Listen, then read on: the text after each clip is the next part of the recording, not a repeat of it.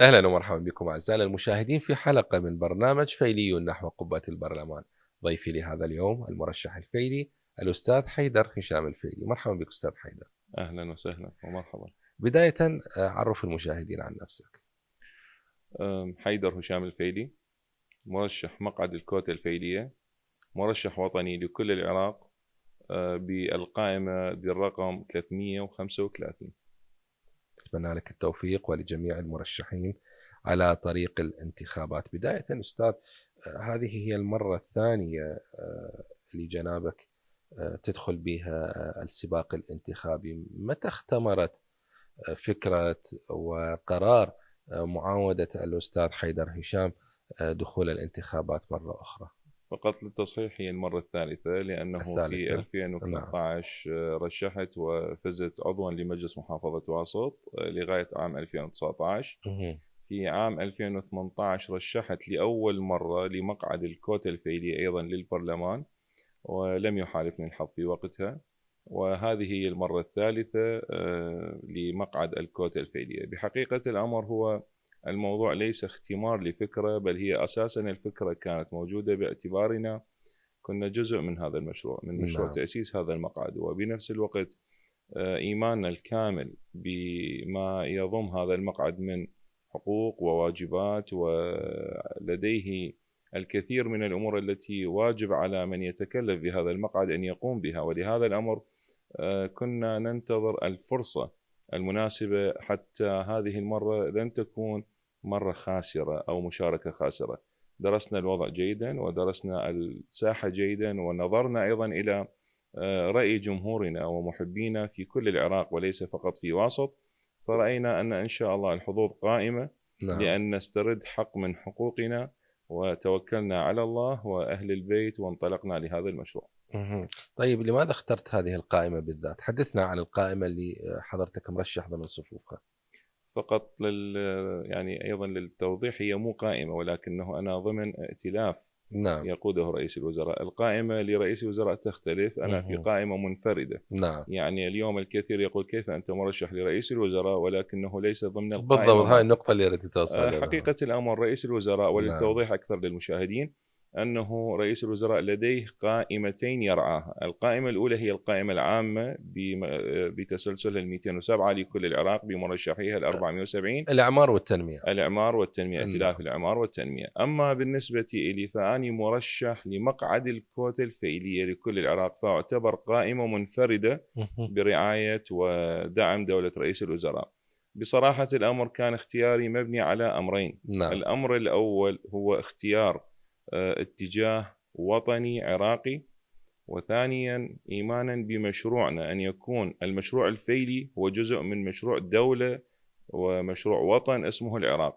فحقيقة الأمر يعني شفت كل الأمور اللي أنا يعني في بالي واللي أطمح لها أن أكون جزء من مشروع حقيقي يقوده رجل دولة، فوجدت في السيد السوداني. وللتوضيح أكثر حتى أكون على نعم. بينة، هي المرة الأولى التي لم أتجه أنا إليه، مهم. وهذه إشادة كبيرة لدولة رئيس الوزراء، وأقولها بملء الفم. نعم. هذا الرجل بحث عن أغلب مرشحيه، وكلف كادر كبير من شخصيات وكابينة حقيقية لم تنظر إلى شخصيات خلي أقولها بالدارج ضعيفة أو نعم. ركيكة أو يمكن قيادتها. بالعكس، بحث عن قيادات وعن شخصيات اقتصادية قوية وسياسية قوية. نعم، هناك يمكن هسه بعض الإخوة راح يقول أنه أكو مرشحين. هذه الأمور بصراحة أنا ما مو في محل الدفاع عن الكابينة الانتخابية أو عن نعم. القائمة. الكل محترم، الكل له رؤى، الكل له مجالات يعمل بها، ولكن ما رأيته في الأغلب العام من مرشحي دولة الرئيس هم شخصيات قوية نافذة، إن كان على المستوى الاقتصادي وإن كان على المستوى السياسي. نعم. والحمد لله كان اختياري ضمن هذا الفريق أن أكون ممثلا لمقعد الكوتا الفيلية عن كل العراق. مهم. بالتأكيد هذا سلوك انتخابي جيد وطريقة أداء واختيار يعني تنم عن مستوى وعي وإدراك عالي للعملية الانتخابية وما يتطلبه النهوض بالعراق والواقع السياسي العراقي. حضرتك كنت عضو في مجلس محافظة واسط. هذه التجربة أكيد أضافت لك الكثير جعلت هنالك تصور ورؤية واضحة لبرنامجك الانتخابي. بالتالي تجربة مجلس محافظة واسط ايش قد أضافت لبرنامجك الانتخابي ورؤيتك الانتخابية والسياسية اليوم؟ يعني أقدر أقول أنه أنا بالنسبة لي كمرشح برنامجي لن يكون بداية من الصفر. نعم. بل هو إكمالا لما وصلت إليه في مرحلة مجلس المحافظة. من 2013 إلى 2019 قدرت أنه يعني أقوم ببعض الأمور اللي بصراحة يتمناها نعم. ويطمح لها المواطن الفيلي خصوصا والمواطن العراقي الواسطي في وقتها عموما، اللي جعلت من شخصيتي أو بنت من شخصيتي السياسية الكثير من الأمور اللي قدرت أعتمد عليها في برنامجي. أيضا اليوم أنا ضمن برنامجين، برنامج عام وبرنامج خاص. البرنامج العام هو الذي يتبناه دولة رئيس الوزراء، وإن شاء الله سأكون عنصرا قويا ومهما ومدافعا عن هذا البرنامج اللي هو برنامج يعتمد على شعار العراق أولا. كل ما يكون ويصب في مصلحة العراق سيكون برنامجنا العام. البرنامج الخاص الذي أعتمده شخصيا هو أيضا ضمن سياق البرنامج العام، ولكن أقدر أقول هو برنامج يعتمد على نقطتين مهمة. النقطة الأولى هو قضية حقوق الكرد الفيليين، وما لهذا المكون من حقوق ضائعة، وبصراحة الأمر من إيقاف لمزايدات ومهاترات ومناكفات للكثير من الإخوة. وبصراحة أقدر أقولها شوي خلي أطلع من الجو الفصيح. نعم. الكرد الفيليين اليوم مثل السلعة اللي بصراحة يعذروني أهلي، لكن أقدر أقولها واقع حال. دائما بس بالانتخابات يصيرون عزاز، دائما بالانتخابات يتذكروهم، دائما بالانتخابات يصير هذا المقعد هو المقعد الذهبي واليوبيل الذهبي اللي يطمحوا للمنافسين والأحزاب. وبنفس الوقت نرى الكثير من الشخصيات حتى الفيلية منها اللي ما كنا نشوفها أصلا في أرض الواقع، باعتباره مقعد مضمون ومحجوز للفيلية. مع الأسف يسموه مقعد رخيص. بس أنا أريد أوصلهم رسالة، والله العظيم هذا المقعد غالي وثمين، وهاي المرة راح يكون المنافسة عليه شرسة، وإن شاء الله ما راح نسمح أن أحد يقتنصها إلا من يستحقها حتى يكون خادم لأهله ولناسه. هذا أولا. واثنين هو جسر لكل العراقيين، جسر لكل المظلومين، جسر لكل من يحتاج أن يبحث عن سند، سيكون سندا لمن لا سند له بعد الله عز وجل. إن شاء الله هذا المقعد سيكون غالي بكل صفاته، لأنه مقعد بني على الدم. اليوم مو حيدر الفيلي إجا صار يعني أقدر أقول بطل المقعد. هذا المقعد مبني على دماء، على دموع، على آهات، على خوف، على رعب، نضال طويل، تضحيات كبيرة. يعني أكو حادثة صارت وياي بهاي الانتخابات حقيقة. بجولتي الانتخابية بكل العراق شفت فد شيء غريب، أنه يعني تصور عشائر عربية عريقة وأصيلة من جنوب العراق، من البصرة. من البصرة الخير. تحياتي لأهل البصرة، أهل الكرم، ولكل العراقيين. يعني أقدر أقول أنه بهذه الانتخابات فزت فوز كبير قبل المقعد. فزت بمحبة الناس، فزت بمعرفة الناس، فزت بكنوز الرجال والشخصيات والعوائل اللي التقيت بها. أما المقعد فما راح يكون فقط وسيلة لخدمة هذه الناس. الفوز تحقق عندي بمحبة الناس، أما المقعد القادم هو وسيلة لخدمة هذه الناس. بقضية هذا المقعد لما أروح إلى مكانات في بصرة، في الناصرية، في العمارة، في كل المحافظات، في السماوة، ديوانية، فرات أوسط، كركوك، ديالة، لما يقولوا لي أنه لأنك كردي فيلي يريد نوقف وياك، وهاي رسالة عراقية بحت. طبعا. هذا المقعد اليوم ما صار مقعد عنصري، صار مقعد وطني لكل عراقي غيور يبحث عن ظلامته وإزالة الظلام. وبالتالي دي يشوفون بهذا المقعد الفيلي لأنه مقعد آلام، مقعد تهجير، مقعد 500,000 عراقي تهجر بليلة ظلمة بدون سبب، مقعد 23,000 شاب فيلي إلى اليوم نسائهم يبحثون عن الرفات، مقعد لمئات الآلاف من هذا المكون اللي لا زالوا إلى اليوم بأوراق رسمية أو بسجلات في دوائر حكومية، يجي بعض ضعاف النفوس أو ممن في داخله لا زال النظام الدكتاتوري عايش يتعامل وياهم على أنهم أجانب أو إيرانيين كما يقولون. أتشرف بإيران كبلد جار، ولكني عراقي، أنا كردي فيلي عراقي. لا أسمح ولن أسمح لأحد مرة أخرى أن يسلب هذه الهوية. ذيش المرة أخذت الدماء أو أعطيت الدماء بدون إرادة أنه شباب أخذت وضع. هالمرة أريد أقولها والله العظيم، هذه المرة سنعطي الدماء دفاعا عن حقوقنا. ما راح نسمح لأحد أن يتاجر بنا. كافي تجارة. خلونا نمضي باتجاه قانوني حقيقي. خلونا نمضي باتجاه دولة حقيقية. خرجونا من قضية المهاترات والكل تصير أبطال وسوبرمان بس بوقت الانتخابات. اليوم الشعب وعى، إن كان من أي فئة، إن كان كردي فيلي وإن كان من أي مكون آخر. الشعب وعى. الشعب يريد شخص موجود بينهم، شخص ما ينقاس على أنه يتواجد فقط في فترة الانتخابات ويعطي الوعود وأنا أجيت أنا أسوي كذا وكذا. لا، قل لي هاي السنين أنت وين؟ هل أنت موجود بنصهم، بأفراحهم، بأحزانهم، بأمراضهم، بأوجاعهم، بفقرهم، وبحاجتهم؟ إذا أنت موجود بنصهم والله العظيم، إذا الكلام طبعا مناسبة مو ترويج عن نفسي، وهي دعوة لكل الأخوة لكل الأهالي، انتخبوا اللي منكم وبيكم. انتخبوا اللي بنصكم.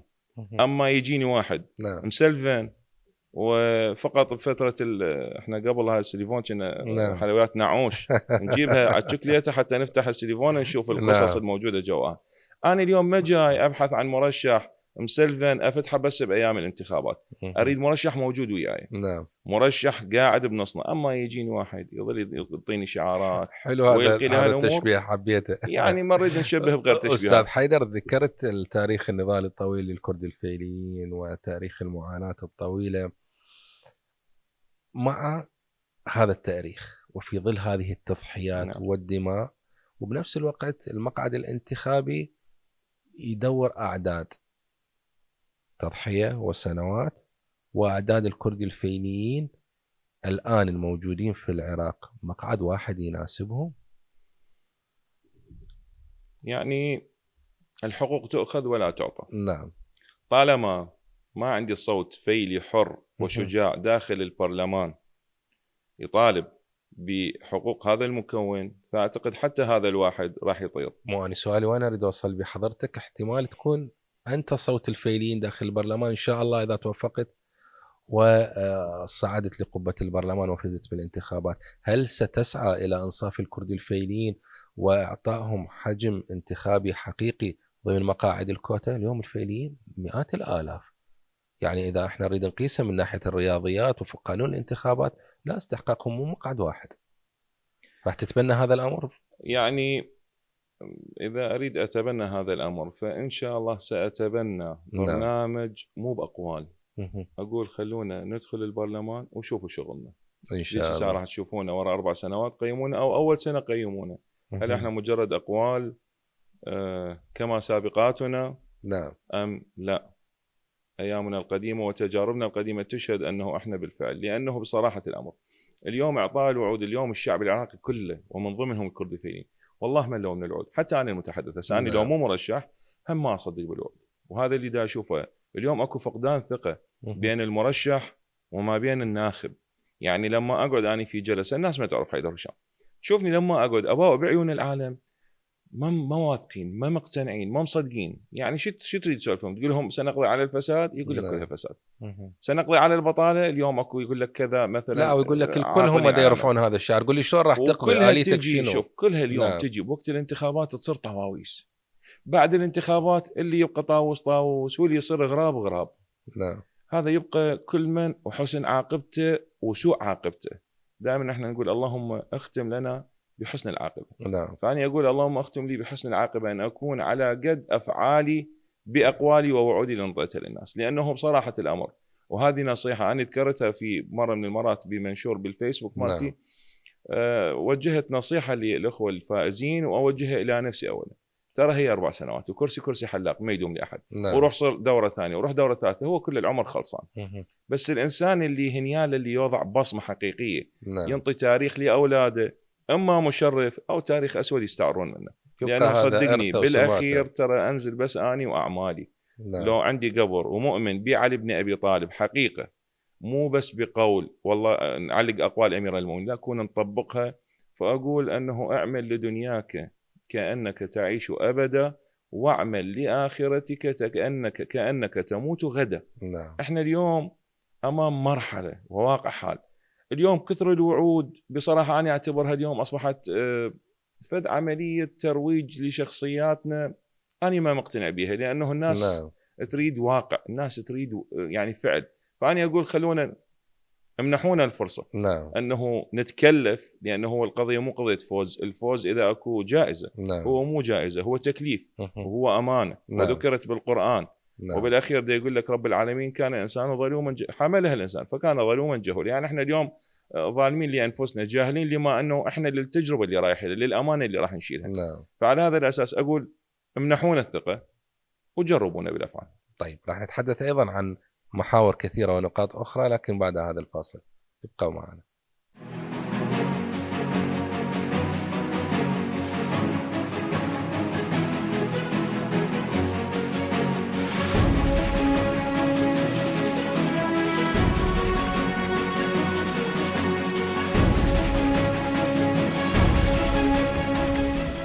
أرحب بكم مرة أخرى أعزائنا المشاهدين بعد هذا الفاصل، ونكمل الحوار مع مرشح الكوتا الفيلية الأستاذ حيدر هشام الفيلي. أرحب بكم مجددا أستاذ حيدر. أستاذ حيدر، صديت للهموم الفيلية من خلال مقعد الكوتا في مجلس محافظة واسط. اليوم أنت أمام مهمة أوسع ضمن الفضاء الوطني وضمن الفضاء الفيلي، الكوتا الفيلية على وجه الخصوص. كيف كانت أصداء هذا الانتقال داخل المجتمع الواسطي والمجتمع الفيلي تحديدا؟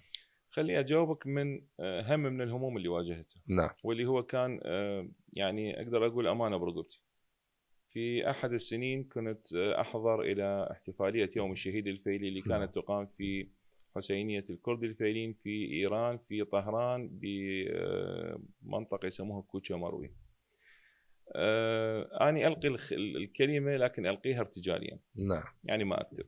فأحضر ومستعد ومتأهب وماكو مشكلة، لأنه أنا في وسط أهلي وضمن يعني قضيتي. فمن أفوت أتكلم بأمور واقعية، مو كلام تراجيدي أو غيره. وقفت خلف المنصة، صاروا الجمهور قدامي. من الجمهور اللي هناك؟ نعم. هو جمهور المهجرين، هو جمهور عوائل الشهداء. طبعا تحية لأهلنا هناك في كل بقاع الأرض، وخصوصا في الجمهورية الإسلامية في إيران. صارت عيوني على امرأة كانت مخلية معلقة صور نعم. شهدائها، بس أنا ما أعرف ولدها أخوانها، عرفت أخوانها 3 صور 3 شباب. سبحان الله، أريد أبدأ أقول يعني بسم الله والسلام عليكم، صارت عيوني بعيونها. نعم.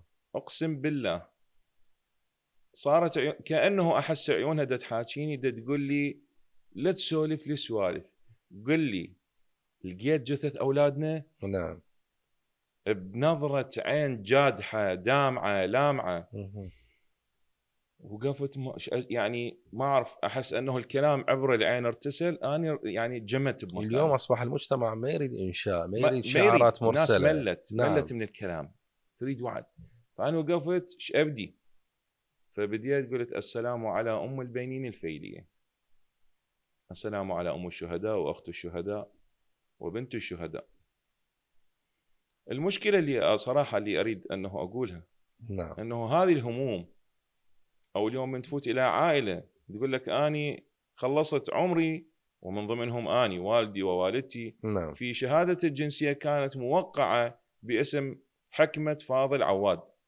فلما تروح إلى هذه أي دائرة، لما مجرد تبرز هذه الشهادة الجنسية يقول لك أنت عجميش عندك هنا تبعية. نعم. لما أني المتحدث أمامك أقبل في جامعة وأطرد منها بعد يومين فقط لعدم وجود السلامة الفكرية أو الرعوية، رعوية الأبوين. نعم. وبالتالي أروح أبحث عن أي جامعة خلي أسميها تلفيني حتى أكمل دراستي، وأنا طامح باتجاه ورايح باتجاه أحد الاختصاصات الهندسية. وبالتالي أرغم أن أدرس اختصاص ما بمرحلة مسائية. ليش؟ لأن ما عندي الرعوية. نعم. زين هذه مو كلها هموم. لما تروح أمي وتروح إلى دار حقها وفي قلبها غصة، والدتي تربوية ووالدي تربوي. نعم. احنا من عائلة تربوية، يعني ما شاء الله الخالات والعمات والأعمام والخو، ويطردون كلهم بليلة ظلمة بالتسعينات بقرار صيت اسمه 120 أنه تفرغ دوائر التربية ووزارة التربية يعني الدوائر التعليمية كلها من التبعية الإيرانية. اللي هم الكرد الفيليين. نعم.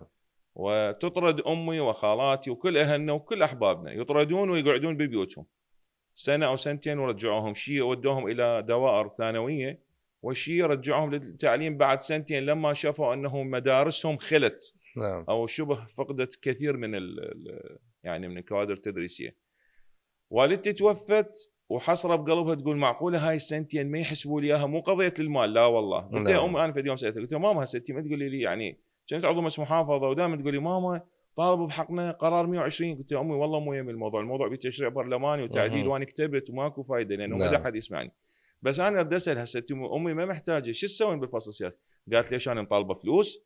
بس انا اقول سنتين اخذوا من عمري. نعم. سنتين اخذوا من عمري وقعدوني غصب. ليش؟ لازم اثبت انه اني مظلومه سياسيا ومفصوله سياسيا. والكثير من الظلامات الى اليوم، عوائل 23,000 شاب ولا جهه سياسيه حتى من اللي اليوم يتكلمون بقضايانا والان اللي بداوا يطبلون للمقعد الفيلي. بس ابدا اسالهم سؤال، يعني معقوله ما حد بيكم طالب باجراءات DNA لهذه المقابر مجهوله الهويه حتى يكشفون عن رفات؟ هل هذه الرفات للكردي فيها وغيره؟ شو يجاوبونه؟ لا اولادكم ذوبوهم بالتيزاب والاحماض. يعني خبير مال كيميائي انت مثلا، انت بحثت طالبت. نعم. لو هي مجرد شعارات وورق. هاي واحد. اثنين، تجي الى قضيه الرعويه. الى اليوم اهلنا وناسنا، واحكيك اياها بصراحه، الى اليوم اهلنا وناسنا يخافون ان يدخلون دوائر خوفا انه يرجعون لهم مره ثانيه ويقولوا لهم انه انتم من اصول اجنبيه. نعم. الى اليوم قرار، طبعا صدرت كثير من القوانين والقرارات وللامانه طبعا، ولكن لما توصل للتطبيق توقفها فد موظف بعثي تافه يوقف ويوضع العصا بالعجله ويوقف القرار وتنفيذه. البقيه اللي صدرتوا قانون ليش ما تابعتوه؟ ليش ما تابعتوا الاجراء للاخير؟ معقوله الى اليوم الكردي الفيلي راجع الشعب نفسه اللي تهجر منها اللي في سيد ادريس بالكراده. نعم. حتى يروح. يعني اني هذا المكان انا تهجرت منه، تريدني اروح لمرتي لك خوف رعب الى اليوم متملكني، تريدني اتملك له؟ وينكم يا برلمان؟ وينكم يا كتل سياسيه اللي اليوم انتم تردون تكونون الراعي والاب الحقيقي لهذا المقعد؟ ما عندكم كانوا كتل ومقاعد وغيره ووزارات. هي ليش؟ زين، تجي على البرنامج والانطلاقه والاصداء. نعم.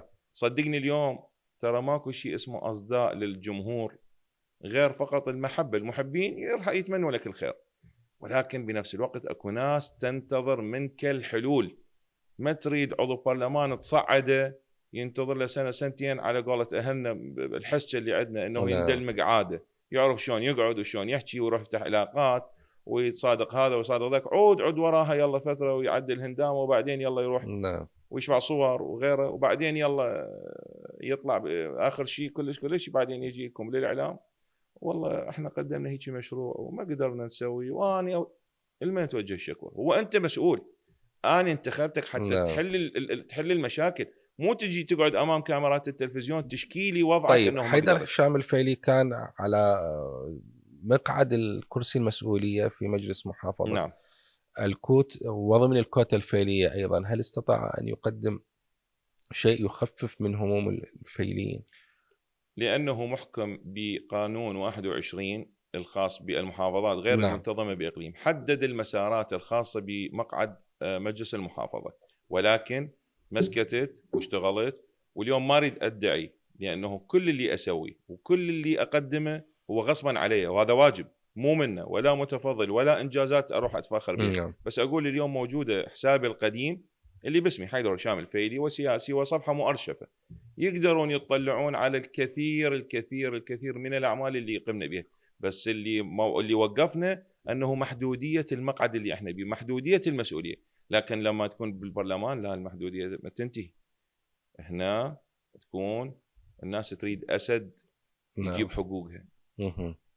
اسد يروح يطلع الحق من انياب المقابل. اما انا اخلصها بالقانون وبكتابنا وكتابكم، لا والله ترى الناس ملت منها. روح اسعى.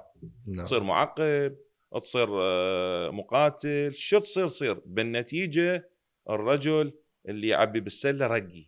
طيب استاذ حيدر، ناوي تركز على اي مسار ضمن برنامجك الانتخابي؟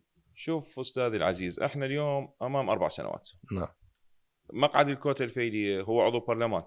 نعم. وبنفس الوقت ان شاء الله اني جزء من يعني ائتلاف واسع، وائتلاف كبير يشمل الكثير من الشخصيات وببرنامج متنفذ. يعني احنا ان شاء الله عملنا ماضي بجميع المسارات ولكن بالاولويات. مثلا اليوم قضيه الكوتا الفيليه فإلها الحق والخصوصيه اللي انشئ عليه هذا المقعد، ما بها مزايدات. يعني انا اليوم مو مرشح اخاف اكتب بالاعلام مالتي كوتا فيليه حتى لا ينتخبني الطرف الاخر، لا ينتخبني العربي. لك بابا انا خال وابن اخوتي ويا العربي، انا اليوم العربي واقف وياي يمكن ويا الفيلي او يجوز شوي اكثر من الفيلي، لانه مؤمن بقضيتي ومؤمن بانسانيتي وبظلامه وبانسانيه مظلوميتي. فانا اليوم لما استحي اكتب بالمطبوعات مالتي انه انا مرشح الكوتا الفيليه، فيكتب بس مرشح كوتا او يكتب بس مرشح وطني دون الاشاره لها. اريد اقول له حكايه، ترى وداعتك الناس مو سذج، الناس مفتحه وتعرف كل زينه قدامها. فاليوم لما تدخل البرلمان بمساري اني مؤمن بثلاث قضايا. القضيه الاولى اللي هي قضيه الفيليه. القضيه الثانيه اللي هي قضيه الاستثمار. ليش؟ لانه اليوم اغلب شبابنا يعانون من شنو؟ من البطاله، عدم وجود التعيين. الدوله تقول لك اني امكانياتي بالتعيين او وزاراتي امتلأت بالتعيين فما اقدر، يعني ماكو خطه تنمويه للتوسعه حتى اشمل اكبر عدد. بالتالي علينا ان نتجه للاستثمار الحقيقي. انا اليوم لما افعل مصانع واستثمارات اجنبيه وعراقيه راح استوعب اكبر عدد ممكن. استاذ حيدر، بالحديث عن الجانب الاقتصادي، يعني واسط ذات خصوصيه اقتصاديه جدا مهمه بالعراق. نعم. زراعه، صناعه، منفذ حدودي مهم مع الجاره ايران. بالتالي هذا الجانب الاقتصادي اللي واسط الى اي مدى يمثل حيزا في برنامج حيدر الفيلي يعني هو الانتخابي؟ اليوم طبعا واسط ولايتي. نعم. واهلي وناسي، وبنفس الوقت مو بس واسط لها عليه حق هالمره. نعم. هالمره كل العراق لها عليه حق، بس باعتبار انت مطلع اكثر. نعم. على واسط. نعم. كل مكان الي باصوات وجمهور راح يكون عليه حق بي. نعم. حتى من خلال زياراتي للمحافظات شفت بكل محافظه اكو خصوصيه اقتصاديه معينه، لكن في واسط كمثال باعتبارها هي ولايتي وارضي واهلي وناسي. نعم. اليوم واسط بها زراعه هي سله العراق، ولكن مع الاسف لعدم وجود صوت حقيقي يطالب وينتزع، مو بس يطالب، ينتزع الحق. ينتزع الحق بقضيه الحصه المائيه للزراعه حتى يقدر فلاحنا يزرع ارضه ويستثمرها بالصوره الصحيحه. وبالتالي اليوم تعاني واسط من ضعف الحصه المائيه اذا ما قطعت. هاي واحد. اثنين، اللي يتبع للسله الزراعيه، معقوله فلاحنا اليوم الى اليوم يعاني من قضايا كثيره باليات التسويق واجراءاته، وهذا ايضا راح يكون جزء مهم بعمليه انه كيفيه توفير بيئه حقيقيه للمزارع من خلال الزراعه، من الاستصلاح والزراعه الى الحصد والتسويق. نعم. ثلاثه، القطاع النفطي هو القطاع المهم. يعني ادخل الى محافظات تعاني بطاله ومن ضمنها واسط، شبابنا الواسطين يبحثون عن الرعايه. يعني اليوم الشاب الواسطي بهاي الحمله الانتخابيه والله العظيم حتى قام ما يدور تعيين، يقول لك عمي انطيني ابسط شيء، اعطيني بس الرعايه على الاقل، بس خلي القي لقمه خبز. نعم. خلي لي فد شيء بجيبي امن قدام عائلتي، قدام اطفالي، قدام اولادي، قدام اهلي، قدام امي وابوي انه عندي فلوس. فيريد رعايه. ليش الرعايه؟ ما عندي شركات نفطيه وعندي اليوم استخراج وعندي الحمد لله والشكر. اليوم دولة الرئيس اتجه إلى قضية مهمة هو استثمار الغاز الطبيعي، وبدينا ندخل بهذا المجال. العالم بأكمله متجه نحو الغاز الآن. نعم. أيضا إن شاء الله هو الطاقة البديلة، إضافة إلى هذا الكثير من المواد. والله العلي العظيم العراق تحت باطن الأرض خيرات لا تعد. نعم. ولكن تحتاج على ما فوق الأرض رجالات حقيقية تستثمر هذه الخيرات لناسها مو لجيوبها. لناسها مو لجيوبها. والله العلي العظيم السياسي اليوم مع الأسف أكو بعض السياسيين اللي شوهوا سمعة الجميع وحرقوا الأخضر باليابس بقضية الفساد والسرقات. لأن أنا أقول والله العلي العظيم يعني مع احترامي حرامية مخربطين، لا هم بايقين بصورة منصفة للشعب وما فاضحينه ورايحين باتجاه أنه يقدمون خدمة، ولا هم رايحين مقدمين خدمة وراضين ربهم وراضين شعبهم. خسروا دنياتهم وآخرتهم. نعم. فأنا هي رسالة لنفسي وللآخرين: لا تغرنا الأموال، قدموا الخدمة، أرضوا رب العالمين وأرضوا الناس، وإن كانت غاية لا تدرك رضا الناس، ولكن اسعى لها. اسعى لها. مو معنى والله أنا ما أقدر أرضي، لا، اسعى. إذا أنت ما تقدر ترضيهم فآلة الرئاسة ساعة الصدر. بالفعل. وخيرات العراق مو فقط تحت الأرض. اليوم احنا بصدد إكمال مشروع تبناه دولة الرئيس أيضا اللي هو طريق التنمية. هذا إذا ما تم إكماله، سواء تم التجديد لدولة رئيس الوزراء السوداني أو لأي رئيس وزراء آخر وأكمل وصار ضمن الأولويات، هذا راح يجيب خير واستثمارات لكل العراقيين، والكثير من الشركات راح تكون متجهة نحو العراق ويوفرون بالتالي فرص عمل لشباب العراق. في حديث ولقاء تلفزيوني لجنابك أستاذ حيدر تحدثت عن بغداد قائلا بغداد هي قلب العالم الاقتصادي. هاي المفردة يعني أنا أراها أشوف أنه اليوم تجسدت فعليا من خلال الربط السككي مثل ما بين الجمهورية الإسلامية والعراق مرورا ببغداد، وأصبحت اليوم بغداد هي بالفعل يعني مركز مهم، خصوصا إذا ما تم تجسيد الطموح وإكمال الطموح بطريق التنمية اللي يمر بالعراق. كيف تنظر إلى بغداد وإلى الجانب الاقتصادي؟ بغداد أم الدنيا. نعم. يقال أنه مصر أم الدنيا وأعتز بمصر، ولكن أقول بغداد أم الدنيا. نعم. بغداد مهد الحضارات، بغداد الخيرات، بغداد الجوادين، بغداد جميع الأديان والطوائف، بغداد الكنيسة والجامع والحسينية. اليوم وإن شاء الله إن شاء الله سيكمل السوداني ما بدأ، وأقولها بملء الفم. نعم. سيكمل السوداني ما بدأ، والقضية لا تقتصر فقط على جسور وأرصفة وشوارع، هذه واجب على المسؤول، وقدمها الرجل بكل رحابة صدر، قدمها إلى المواطن البغدادي والمواطن العراقي. واليوم الشارع العراقي راضي، بس ما راضين مع الأسف بعض الجهات السياسية. نعم. وهذا حقيقة، يعني هي قضية تنافس، والله عز وجل قال يعني ذكر بالقرآن بسم الله الرحمن الرحيم كل حزب بما لديهم فرحون، وأيضا ذكر في آية أخرى بسم الله الرحمن الرحيم وعلى ذلك فليتنافس المتنافسون. أنا أقول سيكمل السوداني طريق التنمية، وسيكمل السوداني المشاريع الأخرى، وسنكون معه إن شاء الله لمشاريع حقيقية. اليوم بغداد شوفها بأبهى صورة، وكافي سواد وكافي. اليوم نتكلم بقضية اليوم العراقي الحمد لله والشكر، بغداد، شارع الرشيد، المتنبي، شوف السواح الأجانب. نعم. هذا واحد. شوف قضية الاقتصاد الموجود عندنا اليوم، القوة الشرائية الموجودة، حتى وأن تفاوتت، هناك الفقير وهناك الغني. نعم. هي الدنيا خلقت طبقات، الدنيا خلقت طبقات حتى يحتاج أحدنا الآخر. الغني يحتاج الفقير للعمالة، والفقير يحتاج الغني للعمل، وبالتالي هو حالة تكامل، وما يصير كنا أغنياء ولا يصير كنا فقراء. هي هاي الدنيا هيك. لكن أقول أنه أنا في قناعتي أنه سيكون العراق، أنا لما ذكرت بغداد جسدت العراق في بغداد. نعم. لأنه بغداد هي العاصمة، هي القلب. ولكن أقول صدقني العراق سيكون بالبدء، سيكون وبدأ هو القوة الانفجارية الاقتصادية بسياسة وبدبلوماسية بعيدة عن قضية صرف الدماء. اليوم احنا خلينا نكون واقعين. هواي يعني يتكلم عن السوداني ببعض الإجراءات، يعني السيد السوداني بقضية إجراءاته وليش يسوي ليش يسوي. نعم. الرجل مؤمن بسياسة الدبلوماسية قبل السلاح، القانون قبل كل شيء، وذكرها بكلمة الافتتاح. العراق أولا بدبلوماسيته، بسياسته، بإجراء القانون، بسط القانون على الجميع. نعم.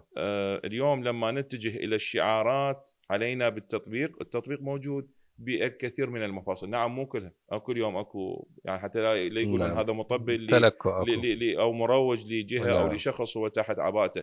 أنا لولا إيماني بهذا الرجل لما أكون تحت عباءته. ولهذا أقول أنه اليوم إن شاء الله سترون العراق في الأيام المقبلة وفي الدورة القادمة عراق بعد أكثر وأقوى وبقوة اقتصادية وسياسية، ويبقى هو مفصل القلب السياسي إن شاء الله، ونتمنى الأفضل للعراق والعراقيين. حديثنا مع حضرتك سيتناول الكثير من المحاور والنقاط الأخرى، لكن اسمح لي أن أذهب إلى هذا الفاصل ومن بعد نكمل الحوار. ابقوا معنا.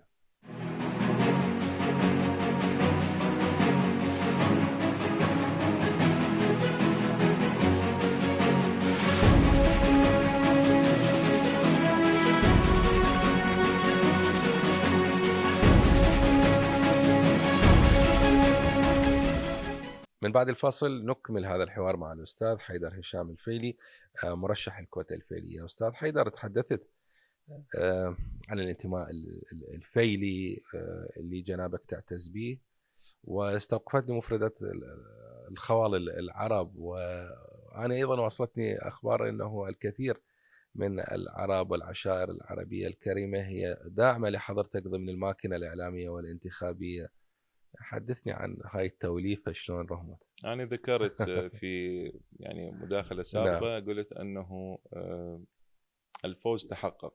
نعم. الفوز تحقق بمحبة الناس. يعني لما أذهب إلى محافظة ما وأشوف سادتها نعم.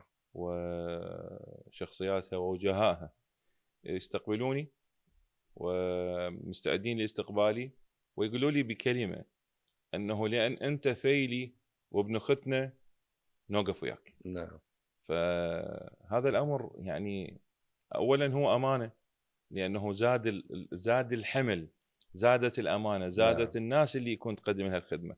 واثنين هو فرحة أنه هذا التاريخ، هاي السمعة اللي تركوها أن أجدادنا وآبائنا من سمعة طيبة أمام الناس، أنه لا كنا في يوم عنصريين. ولما ذكرت أنه إحنا مو عنصريين أو إحنا خالو بنخت، نعم، الكثير من البيوت الفيلي اليوم تجد نسبة التصاهر ما بينها وما بين العرب يمكن أقول لك في 60-70% من عوائلنا، شيء ماخذ بشيء. بالعكس هذا فخر. أنا اليوم خلي أكون واقعي أكثر. إحنا اليوم يربطنا وطن، يربطنا مذهب، يربطنا دين، تربطنا إنسانية.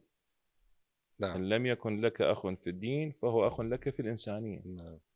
فإحنا اليوم بفضل الله هذا المقعد وبما كنت وبتجربتي أحمد الله عز وجل أنه الكثير من العشائر العربية اليوم في محافظات شتى واقفين وياي. واليوم مسؤول ما كنت في أحد يعني المحافظات هو سيد من السادة الأجلاء. نعم. شخصية ودكتور واقتصادي وشاب وسيد، وتشوفه يتقاتل من الصباح إلى الصباح وياه كابينه، وتشوف أباوع. يعني أنا أفوت صراحة للماكينة وأشوف إخواني وخواتي الأبطال. نعم. بصراحة بالماكينة لو أشوف التليفونات اللي يخابروك إحنا الشيخ الفلاني أو العشيرة الفلانية خالي، ونتنومس بيك. نعم. ونتشرف أن تزورنا للمضيف وأزور المضيف. وحتى أحد الأخوة شكل عليه أنه هذا الكلام مو صحيح، بالدليل أنه أنت ما ناشر ولا صورة بالفيسبوك على نشاطاتك. فأنا هم أريد أقول له أنا زاير العوائل والناس وأهلنا، عمامي وخوالي، عمامي الفيلية وخوالي العرب، زايرهم حتى يعني أزرع في نفوسهم الثقة بي وأحصد أصواتهم حتى أرتقي إلى مكان هو لخدمتهم. نعم. وارتقاء المكان، علو المكان بخدمة الناس. طيب أستاذ حيدر، برنامجك الانتخابي شلون راح يوازن ما بين انتمائك القومي الكردي وانتمائك المذهبي الشيعي ككردي فيلي، وانتمائك لخوالك كعرب أيضا والانتماء الجغرافي للعراق. وانتمائك الجغرافي للعراق شوف وواصل. اللي ما يشوف نفسه مستعد لهاي الأمانة نعم. لا يفوت لها. اللي يشوف نفسه ما مستعد لهذا الحمل ولهاي الأمانة لا يفوت لها. نعم. ترى صدقني لا يوم يوم مو 24 ساعة، مو 12 ساعة نوم 8 ساعات والبقية نعم. أيام سفر. لا، اللي ما مستعد لهاي الأمانة لا يفوت لها، لأن هاي أمانة خافت منها السماوات، والله يقول عز وجل نعم. فأشفقنا منها لما عرضها على الجبال والسماوات والأرضين، أشفق يعني انهزمن منها لأن أمانة ثقيلة. فحملها الإنسان أنه كان ظلوما جهولا. لا تظلم نفسك، لأنه لا تكون جاهل بمقدار الأمانة. فإذا تشوف نفسك مو قد الأمانة لا تفوت لها. وأنا لما شفت نفسي إن شاء الله أكون قد الأمانة، بعزم، بقوة، بإصرار، وبنفس الوقت بالتوكل على الله عز وجل وعلى أهل البيت وعلى ناسنا الطيبة والمحبين، مضيت إلى هذا الأمر. وإن شاء الله أنا يقيني بنفسي، ويقينا كله خير، أنا يقيني بنفسي أنه سأكون بإمكانية الحصول على رضا الأغلب الأعم وليس الكل، لأنه هذه غاية لا تدرك. طيب شنو خططك للتنسيق مع بقية المكونات الأخرى والكتل النيابية سواء شيعية أو كردستانية أو غيرها من أجل ضمان بقاء قضايا الكرد الفيليين وإنصافهم ضمن الأولويات الحكومية؟ يعني أنا بسياستي الشخصية، نعم، لعيون العراق ماكو خطوط حمراء، فلا تقاطع مع أي جهة سياسية. احنا اليوم اكو برنامج وسياسة ائتلاف، والرجل السوداني اليوم أنا ضمن خيمته هو صديق الجميع. نعم. ولا غبار عليه بأي علاقة مع أي عراقي، تعامل مع الجميع عراقيين بكل متطلباتهم. فإن شاء الله شعارنا العراق أولا، نسعى لأنه لن نتقاطع مع جهة بل نعمل كلنا معا لخدمة العراق. أما بخصوص الكرد الفيلين فأنا أطمح وأوجه رسالة إن شاء الله إلى النواب القادمين، ترى أخوكم جاي ومتوكل على الله وماد إيده إلكم أن تكونون السند بعد الله إله لقضايا الكرد الفيلين أولا ولقضايا العراق عموما ومقدما إن شاء الله. طيب احنا اتفقنا بداية الحوار أنه المجتمع اليوم وصل إلى مرحلة من الملل ومن الوعي، قام يرفض الإنشاء والشعارات اللي بدون تنفيذ. فبالتالي شنو الضمانات اللي تقدموها اليوم لمن يشاهدنا وللمجتمع العراقي بأنكم ستكونون ممثلين عن العراقيين بأكملهم، ليس فقط عن جماهير ائتلاف السيد السوداني، وليس فقط عن المكون الفيلي؟ أنا لا أتحمل وزر غيري. نعم. فالملل اللي صاب العراقيين بالتجارب السابقة أنا ما أتحملها. هسه يبقى سوء الاختيار حسن الاختيار، سوء العاقبة وحسن العاقبة للمرشح أو نعم. الشخص اللي فاز، أنا ما أتحملها. أنا أتحمل مسؤولية نفسي وأتحمل وزر نفسي. ذكرتها وأقولها مرة ثانية وأجدد القول أنه لما تجربونا وتشوفون أفعالنا راح تحكمون علينا. هل إحنا تجربة مستنسخة؟ هل إحنا تجربة سوداء مضت؟ أم إحنا إن شاء الله مرحلة قادمة جديدة بكل مجريات عملها اللي إن شاء الله راح تقدم ما يمكن تقديمه من خدمة لناسنا لأهلنا اللي يستحقون هاي الخدمة.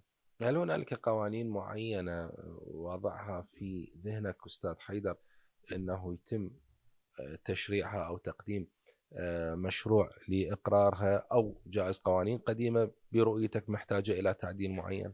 الآن إحنا عندنا أمامك 3 مراحل أو 3 خطوات. الخطوة الأولى نعم. هو أكو تشريع قوانين جديدة ترفع الحيف، ترفع الظلم، تنهي التهميش، تنهي المظلومية اللي وقعت على الكرد الفيلين وعلى الكثير من العراقيين. نعم. إذا أنت مع إقرار تشريعات. قانون خاص للكرد الفيلين؟ طبعا أكيد. نعم. احنا اليوم لما نتكلم عن أكو حقبة قوانين للكرد الفيلين، أكو إصلاحات بقوانين سبقت، أكو إجراءات وقرارات علينا. تدري عضو البرلمان مو بس تشريع، نعم، تشريع ورقابة ومتابعة. فأنا اليوم بالتشريع عندي حزمة كاملة من القرارات والقوانين اللي تحتاج إلى سن وتشريع جديد. هذا واحد. 2 راح يكون عندي رقابة للقوانين والرقابات اللي تم إقرارها سابقا واللي ستقر لاحقا في حال تنفيذها أو عدم تنفيذها أو تلكؤها داخل الوزارات والدوائر المعنية. ليش المواطن الفيلي أو العراقي، يعني بصورة عامة الفيلي خصوصا والعراقي عموما، ليش أكو قرارات وقوانين يشكو من إجراءاتها في الدوائر والوزارات؟ يعني ليش أكو بيروقراطية، ليش أكو روتين؟ لهذا احنا كنا نسعى إلى متابعة تنفيذ هذه القوانين والقرارات. 3 هذه كرقابة. والمتابعة اللي ذكرناها ودمجناها أيضا من ضمن الرقابة، أنه نتابع الحالات. اليوم ايش قد ما يكون المسؤول قريب من المواطن وينهي الحلقات الوسطية. اليوم شوف المواطن ليش يتأذى من المسؤول؟ مرات تشوف مسؤول هو جيد بعمله بس عنده حلقات أو حواشي أو فد ستافات وكوادر تصد ما بين المسؤول والمواطن. ما أعرف ليش. يعني أنت مواطن، أنت رحت أو رجعت أنت مواطن. اليوم أنت مكلف بأداء خدمة مدتها 4 سنوات. صار 4 سنوات هاي كل الحلقات راح تزول، ترجع أنت مواطن. فما يحتاج، يعني أنا أشوف حتى قضية الحمايات الزايدة، وإن شاء الله راح يقول لك التهم راح تكون. نعم، أنا من الآن أقول لك سألوا عن سألوا أهل الكوت عني سابقا ايش قد كانوا حمايات الوقف وشلون كنت أتجول. هذه أفتخر بيها، مو أروح أجامل بها، لا، أقول أفتخر بها أنه أنا عن تجربة سابقة في مجلس المحافظة أنا شفت الحلقات الزايدة تزول. فخلي من البداية هاي الحلقات الزايدة نبعدها حتى نبقى على تماس وقريبين من المواطن. بالتالي لما تتوجه باتجاهات قانونية وقرارات وسن يعني إجراءات وقوانين حقيقية هي تنبع من حاجة المواطن. ترى اليوم أنا ما جاي أنه أنا أفهم بكل شيء وأدرك لكل شيء، لكن أخرج من حاجة المواطن العراقي، حاجة المواطن الفيلي. شنو القوانين يحتاجها اللي يحتاجها إلى سن وتشريع وإصدار أو متابعة وتنفيذ وتعديل. أستاذ حيدر، من كنت في مجلس محافظة الكوت كانت لك بصمة واضحة بنصب الشهيد الفيلي. اليوم إن شاء الله إذا ما كلفت بمهمة برلمانية، هل هنالك رؤية لإصدار قانون يختص بيوم الشهيد الفيلي باعتباره يوم وطني؟ والله شوف، هذا الموضوع إن شاء الله سيكون بعزم وهمة من معي بالبرلمان، من سيمد يده لي أن يكون معي ساند وداعم لهذا الأمر. يعني هذا من باب معنوي، بس أنا أهم من يوم الشهيد الفيلي هو البحث عن رفات الشهيد الفيلي. اليوم عوائل الشهداء الفيليين ما يهمهم أن يكون نعم هو قضية معنوية، وهذه أنا أشوف بصراحة هي مو منه ولا إنجاز راح أقدمه، هو واجب على الحكومة العراقية أن تخلد هذا الشهيد، لأنه خلدت مناسبات بس هي أقل حجم من الشهيد الفيلي. يعني اليوم عندك 23,000 شاب مغيب، أخذ من أحضان الأمهات، من أحضان الأخوات، من أحضان النساء، من أحضان الآباء، بدون يعني ذنب، بدون أي سبب، واختفوا وتم تغييبهم وما نعرف مصيرهم مجهول. فأنا اليوم راح يكون عندي خطوتين، اكو امور معنويه ستجري لتكريم و خلينا نقول مواساة اصحاب المأساة، ولكن الاهم من هذه التكريم هذا سيكون، ولكن الاهم او الاولويه هو البحث عن رفات الشهداء، البحث عن رفات ابنائنا، الوصول الى مكان مقابرهم، الوصول الى حقيقه ختام عملهم، هذا مهم. ايضا تدويل قضيتهم، اليوم القضيه غير مدوله مع الاسف، قضية بحجم هذا الألم والمأساة، 23,000 مغيب، 500,000 مهجر، عوائل ضايعة أموالها، بيوت.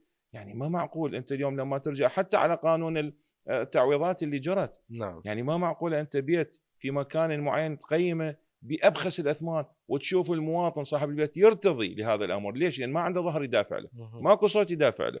ما شاف اللي الآن بدأوا يظهرون على الساحة وصاروا هم الأبطال، ما كانوا موجودين حتى قانون التعويضات وغيره وغيره. المهجرين والمهاجرين، انت تدري الى الان احنا عندنا كرات فايلين موجودين في مخيمات ازنه وجهرم، من اللي راح يسال عنهم؟ من اللي يوصلهم؟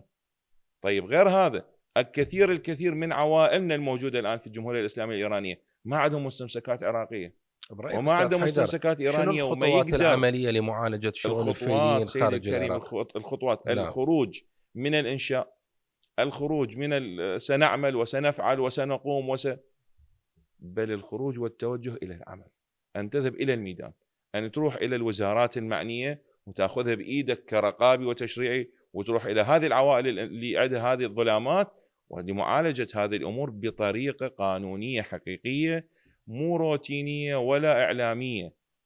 يعني خلينا نتحول من مسؤولي فيسبوك إلى مسؤولي واقع، من عالم افتراضي إلى عالم حقيقي.